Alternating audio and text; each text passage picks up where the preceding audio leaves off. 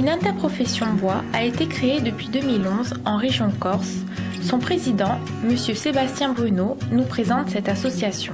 En 2011, 80 professionnels se sont réunis, ont décidé de créer ensemble une interprofession. Et on s'est structuré donc en 4 collèges. Un premier collège qui est celui de la ressource avec les propriétaires publics, la collectivité territoriale et les communes forestières.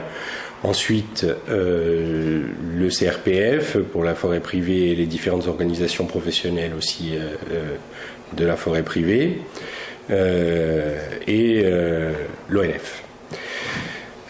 Ensuite, il y a un deuxième collège qui est celui de la première transformation avec les exploitants forestiers et les entrepreneurs de travaux forestiers, les scieurs, les négociants en bois et le bois énergie. Un troisième collège qui est celui de la deuxième transformation avec les charpentiers, les menuisiers, les ébénistes, et un quatrième collège qui est celui des prescripteurs avec les architectes et les bureaux d'études spécialisés.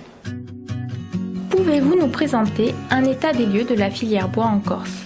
À partir de 2011, on a décidé de faire une étude économique sur l'ensemble de notre filière. La chose qui est apparue, c'est qu'en fait, ça représente l'ensemble de cette filière plus de 115 millions d'euros de chiffre d'affaires annuel.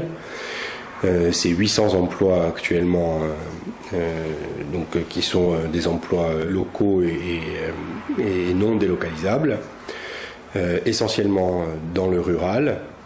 Et cette étude aussi a montré qu'il y avait beaucoup plus d'emplois dans la seconde transformation, chez les menuisiers et les charpentiers, un véritable goulot d'étranglement au niveau des moyens de transformation de la matière première locale, notamment donc au niveau des scieurs, des scieries, un vrai déficit de scieries. On est passé de plus de 30 scieries dans les années 80, jusque dans les années 80, à seulement 2 qui fonctionnent aujourd'hui de manière entre guillemets industrielle, et avec des moyens de transformation qui sont largement en deçà de ce qui est possible, de ce qui se fait par ailleurs.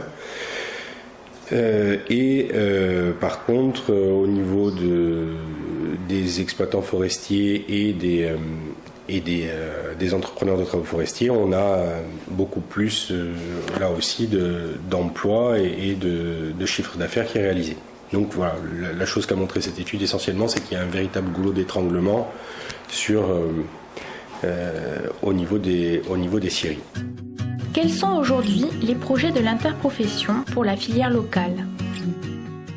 Le projet principal, c'est de développer l'ensemble des marchés du bois, notamment par le biais du bois d'œuvre et de la seconde transformation, comme moteur de l'ensemble de la filière, qui va notamment permettre d'utiliser davantage de bois locaux et de développer aussi le bois énergie.